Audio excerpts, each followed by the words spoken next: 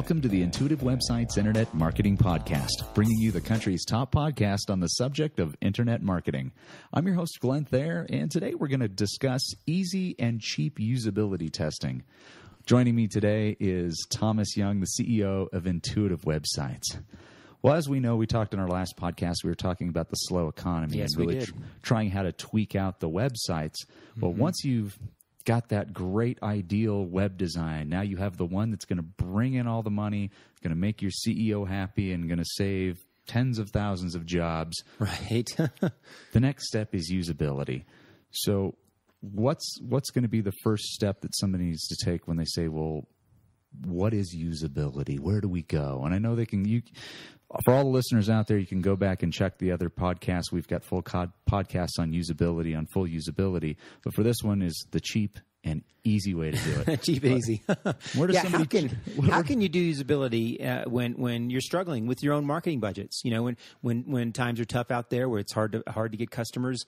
One thing to know about usability testing right off the bat is it doesn't have to be the Cadillac program. You can get incredible insights from your customers by doing some very inexpensive usability testing. And I can go over some fundamentals of how to do that. First thing you want to do is pick up a copy of the book, Don't Make Me Think, which we have right here on the table in front of us. And that's by Steve Krug. Steve Krug, Krug. And it's just a great handbook for what we're going to talk about, which is the fundamentals of user testing and how to do it inexpensively. And in fact, since that book has been published, there's software that's out now, in particular for the Mac computer, that makes user testing so easy. There's two programs you can look at. One is Screenflow, and the other is Silverback, and you can do searches on Google and you'll find them. These are programs that allow you to record the screen of your computer, your laptop or your desktop, along with a visual image of the user's face and expressions, and obviously record the audio. Because the Mac laptops now come and the desktops come with video cameras, little tiny cameras in the screen. User testing is very inexpensive, and these software programs, I believe, are under $100 to purchase them. The key thing to know about user testing is just like everything else we've talked about, is to be strategic in your thinking and how you approach it. Well, I think most people, when they design a site, they think they're going to design, or should I say the site is designed on how they think it should be done. It's internally designed, absolutely. It's not all the time. It's not how most people do it. And in Steve's book, and Don't Make Me Think, you know, they really talk about the difference between not thinking and thinking, and how your users think. And it's shown time and time again that your user, it's amazing. You think that something is so simple, and it's like, well, I have these tags over here and the navigation over here because this is easy and it makes sense to me. And half the usability testing says that it is completely wrong. Well, and think of it this way. When someone is on your website and they're thinking, they are working. When someone's on your website and they're not having to think and it's intuitive, they're not working. And the way that's described is in clicks and scrolls. When people are clicking on your website and trying to find information, they're thinking, and it's probably frustrating. When people are scrolling and easily moving from page to page and scanning for what they want and reading what they see, then they're not thinking as much. They're just doing and getting the information that they want. Well, a lot of that's is this icon clickable? Or is this text clickable? They might have used a lot of CSS and a lot of cascading style sheets. They may be working on that. And what that's going to do is, if it's not set up to be clear that that's a hyperlink, or that graphic is something that I click on, absolutely, then it leaves the user in a weird space. They're not going to be able to take full advantage of the website. Absolutely. Not to mention the fact that that's just a flat-out difficult website to navigate if you do that. So the goal here is that, you know, the economy is down, marketing departments are tightening their belt. What can you do to get sales up and not spend a fortune? Well, plan out and run user testing on your website. And it's kind of a simple process, and this is how it works. Number one is think about, what is it that people do on your website, because that's what you're going to plan the user testing around, is what they do, not necessarily what they read or how they react to the website or what they feel about the website, but really what they do and how they accomplish tasks on the site. Once you have that planning session done, then you've got to figure out, well, who we're going to recruit to be users. And there will be some expense because you should provide something for the users. And in fact, in previous podcasts, we've talked about this in more detail, but generally $50 to $100 or something of equal value to that is enough for a 45-minute or 30-minute user testing session. Then the third part is then actually running the session. When you get into the session and you actually have to do the data, the key thing is to listen to our podcast on user testing and to realize that you are a moderator facilitator. You don't help people.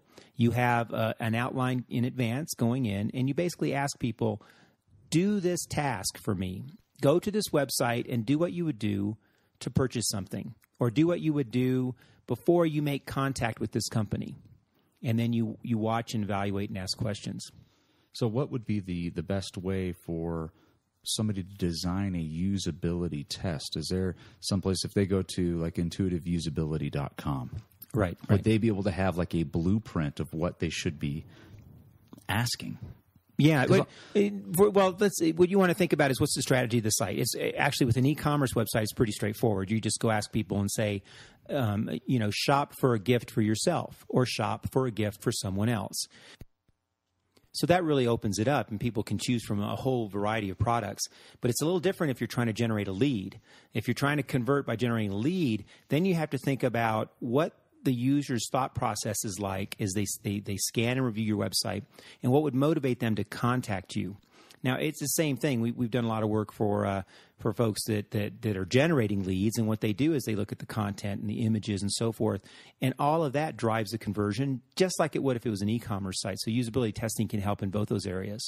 Now, would that be something if let's say you're trying to generate leads? So one of the lead generation strategies is clearly getting people to sign up for an e-newsletter. That could be, like definitely that. Conversion. Yep. Would it be beneficial to have that user that's doing the user testing sign up for the list? Get the email back that says, "Hey, welcome to the list. Yes. Here's what you're getting," and have their reactions and responses on, "Okay, this works for me. This is something that I would keep doing." Yeah. Would that be something to – because I think on an e-commerce site, it seems pretty cut and dry to do usability testing. It seems like it'd be very simple to do it. However, if you're trying to generate leads, there's a lot of unknown variables. Right. So, there are, and in fact, in both, you would think that that user testing is very straightforward for e-commerce, but it's not. I mean, we work with a manufacturer of leather briefcases, high-quality leather briefcases. And we did user testing recently, and one of the users was looking at the leather briefcase and said, "How do I know this is 100% leather?" And we just looked at ourselves, what do you mean? we couldn't even believe that he wouldn't think that. But it exactly makes sense. How is the user going to know it's 100% leather? Now, the client knows that. We know that because we've been in the meetings, we've seen the photos, but the website needed to say 100% leather. It needs to, the website needs to give the users what they want. And to find that out, you have to do user testing. Now, to do it cheap and easy like this, you really just need a laptop. A Mac is a great way to go with the software I mentioned, Screenflow or Silverback. Find a quiet place. It could be in a coffee shop. It could be in your office. It could be in a library. It could be at someone's home. Sit down with the user, run the software, and sit down next to them and conduct the session. The cost on that is pretty minimal, but the return and the feedback you get is just going to amaze you. Now, another thing as far as usability is concerned, a big thing that, and I know we've talked about this, a lot of this is kind of regurgitating from other podcasts that we've done is navigation. Right. And there's been a couple of things that people are looking for. There's the first time somebody comes to a website, if you have too much going on, people aren't going to know where they are at. Right, absolutely. And so a lot of it, it's like, well, there's two things they want to know. They want to know how to get from point A to point B, or to make their purchase, or to be able to contact somebody. Yeah. Or they want to know where they're at in a website. Absolutely. And the important thing about user testing is that this cheap and easy user testing is that you're going to end up with a video. What the end result from the software programs will be a video, a .mov file. That you can then take and share. You can post the video on the web. You can send links to the video to key stakeholders in the company. But what we found is whether you're an outside developer or working for an organization, user testing videos are a great way to sell the idea that your website needs to be improved, because there's no better way than to watch someone fumble around a website and ask questions like, how do I know this is 100% leather, than to get the message across that, the content on the site needs to be improved, for example. And there's more to it than that, because if you have the users telling the story, then you can get away from, trying to get the website changed and going back to meetings over and over again. And in the meetings, everyone's throwing in their sample size of one opinion. Do 5 or 6 user testing sessions, and you'll get 70-80% of all the issues on the website right there. Well, I know some folks are going to come back and say, well, I don't have the time. I don't have the energy. I can't do a user test of 10 people. I don't have 10 to 20 hours to make that work. Mm-hmm. Well, one of the biggest things to make sure that all of our listeners know is getting even one person to do the usability testing is better than none. Absolutely. What we found too, and this is, you may be amazed to hear this, but we've had sites that we've worked on for years, and I've seen these websites, and the client's seen those websites, that our team at Intuitive Websites has been on the site, and the users come up and click on a link that's broken. And we're all looking at ourselves, we had no idea that was a broken link, or that link, we had no idea that link went to the wrong page or had inaccurate information. But in user testing, you see the real life examples, and it uncovers all that dirt. You just have to do it to see what I'm talking about, because the users will really surprise you. And I think the other part of it too is, we're talking about revamping the websites and really going back in and saying, okay, let's change our focus to get down and dirty, cheap and easy. Let's start bootstrapping the business and start making some money on the web. Right. One thing that Steve Krug says in the book, and once again, folks, it is Don't Make Me Think. Yes. One of the things that he does bring to light is a lot of people want to wait to do their user testing until the website is completed. Right. Or it's done, or it's in the final stage. And something he brings to light is testing one user early on in the project. Yes. Is better than testing 50 near the end. Yeah, absolutely. And it brings to mind a couple issues. One is the idea that your website's never done. Your website's always under construction. And the second issue really is that user testing early on will tell you if your new site's better than your old site. and our rule of thumb is when your new site is better than the old site, it's time to put it out there, even if it's not perfect. And absolutely, user testing early on will uncover some big issues that it's kind of like the elephant in the room syndrome. The user walks in and says, hey, there's an elephant in your room. Haven't you guys noticed that? And everyone's sitting around the table going, my gosh, now that you pointed out, no wonder we don't have the space we need in this room. That's exactly how user testing works. And I think a lot of people in user testing or that are in web development that work for corporations always feel that that user testing may try to prove something or disprove something. Yeah, they get some ego involved there. Absolutely. And it's not about that at all. It's not. All it is to inform on what works on the site and what doesn't work. Well, we're all guilty of the sample size of one complex on the web, which is, this is what I do, so everybody else must do it. When in fact it's not true. What you do is what a certain amount of people do, and when someone else says, it's broken down into categories.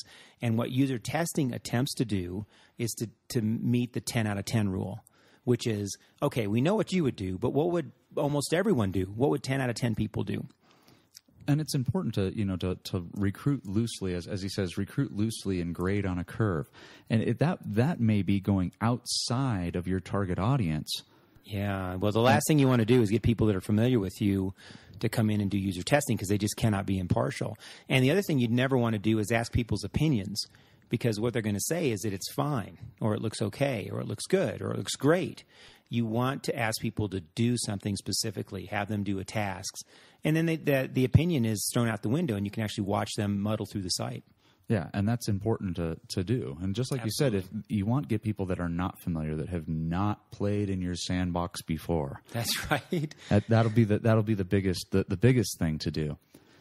Now, another thing being the facilitator, what are some tips there? I know there's some decent ones. There's number one, I mean, try the test yourself to make sure that you can do it on the website. Yeah, so you try the task. Well, I think being a facilitator in this version of an easy and cheap user testing session is the idea that you're just going to sit down with somebody at a laptop and probably either look over their shoulder or just sit next to them, share the screen together, and kind of watch them and observe as they go through the task. You don't need a laboratory. You don't need soundproof rooms and microphones and all that. You just need to sit down with someone at a computer and have them go through the tasks and record the sessions. You get tons of insight.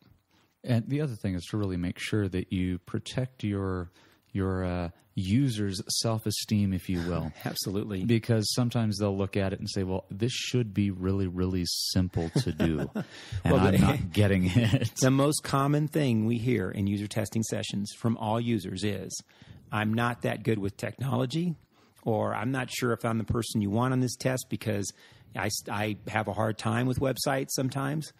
And what they're really saying is, why are websites so difficult? Why are websites like puzzles that I have to solve?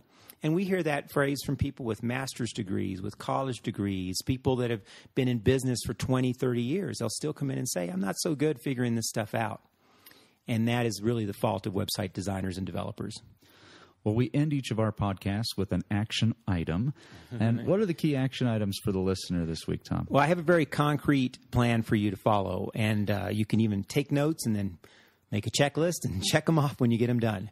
First of all, either get a Mac or a PC that will run screen recording software. We recommend Macs with either Screenflow or Silverback. Plan out the tasks that you would like to see people do on your website. Go out and recruit some users that aren't necessarily familiar with your company and don't have an opinion one way or the other about hurting your feelings and that sort of thing. Be prepared to pay them some money or give them a free gift.